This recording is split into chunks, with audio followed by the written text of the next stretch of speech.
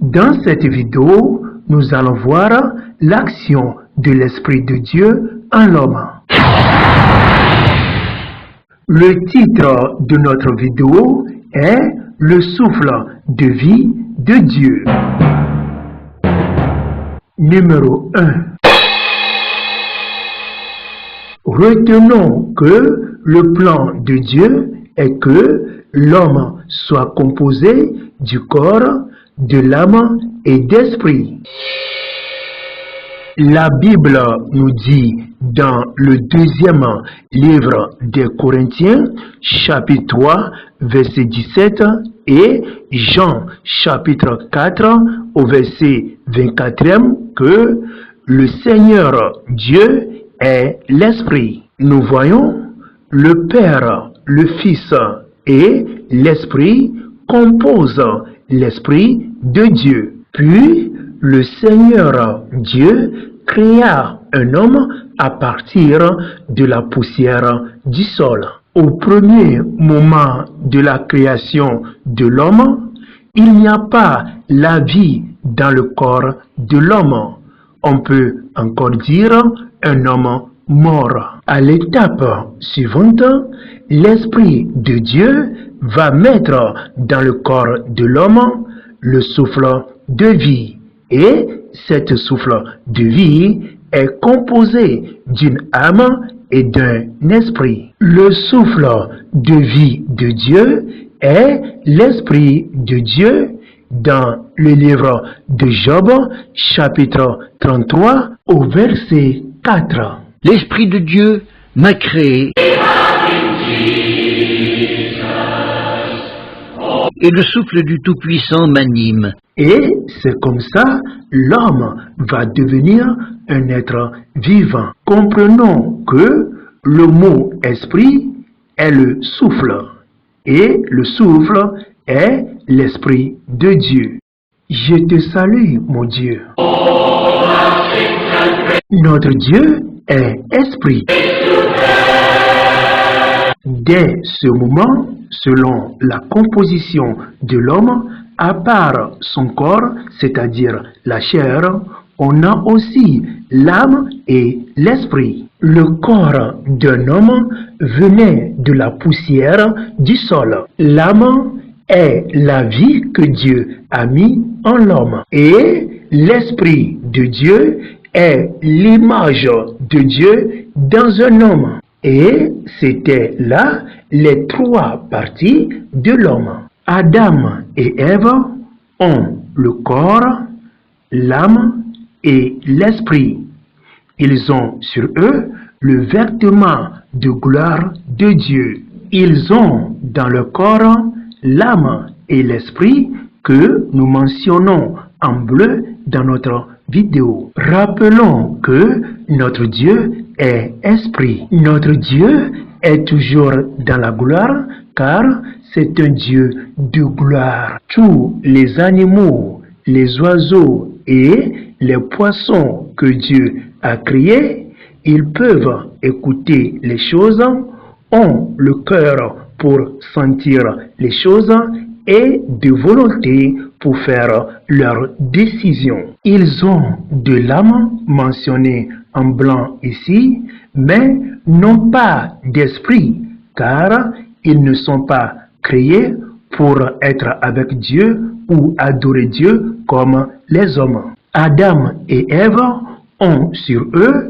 des vêtements de gloire de Dieu, car notre Dieu est un Dieu de gloire et sera dans sa gloire pour toujours. La femme du nom d'Ève a pris le fruit défendu et le mangea. Elle a donné ce fruit à son mari et lui aussi en a mangé.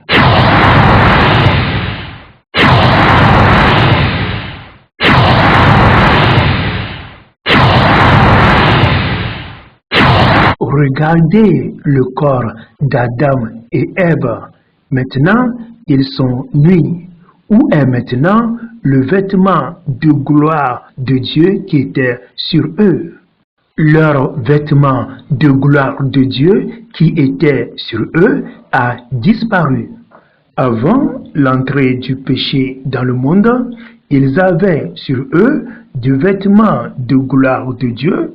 Après l'entrée du péché, leurs vêtements de gloire ont disparu sur eux parce que le péché a séparé Adam et Ève de la gloire de Dieu. De cette manière, l'Esprit de Dieu les a quittés. Avant que le péché n'entre, ils ont un esprit pour suivre Dieu.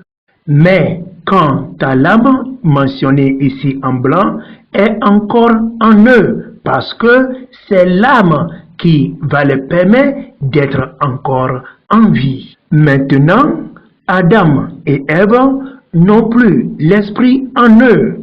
C'est ce qu'on appelle la mort spirituelle.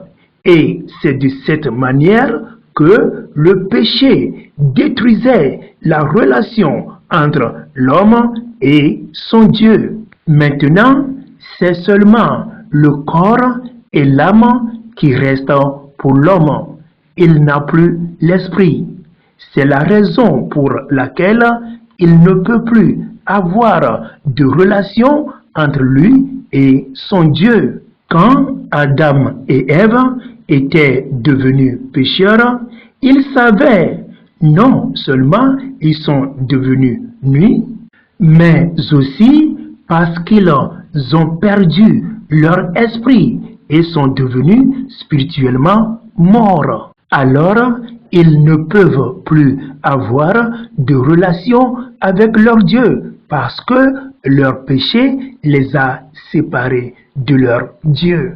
Dieu sait déjà qu'Adam et Ève ont perdu la relation avec lui. À cause de la honte, ils ont essayé de se cacher et tisser quelques feuilles pour couvrir leur nudité. Ainsi, pour tenter de cacher leur honte, ils ont tissé des feuilles pour couvrir leur nudité. Là, l'homme et sa femme ont entendu la voix du Seigneur Dieu. Le Seigneur marchait dans le jardin dans la fraîcheur du jour. Eux, ils se sont cachés au Seigneur Dieu parmi les arbres du jardin. Dieu a cherché Adam, l'a appelé et dit, « Où es-tu » Adam va-t-il sortir pour rencontrer Dieu? Non, il a essayé de se cacher de la face de Dieu. Pourquoi Dieu a-t-il appelé Adam? Ne sait-il pas où se cachait Adam? Dieu qui voit et sait tout savait exactement où se cachait Adam. Quand ils l'ont entendu s'approcher, ils ont tremblé de peur et de honte. Il a essayé de se cacher de Dieu parmi les arbres du jardin. Le péché d'Adam l'a séparé de Dieu. C'est de la même manière que nos péchés nous séparaient de Dieu. Le péché est entré dans le monde par un homme et la mort par le péché. Et de cette façon, la mort arrive à tous les hommes parce que tous ont péché. Alors, Dieu a chassé Adam et Ève du jardin d'Éden. Mais Dieu aime toujours Adam et ses descendants depuis la chute d'Adam et d'Ève. Alors, Adam et Ève sont morts dans leur esprit parce qu'ils n'avaient plus de relation avec Dieu. Ce qui leur reste maintenant, c'est seulement leur corps et leur âme.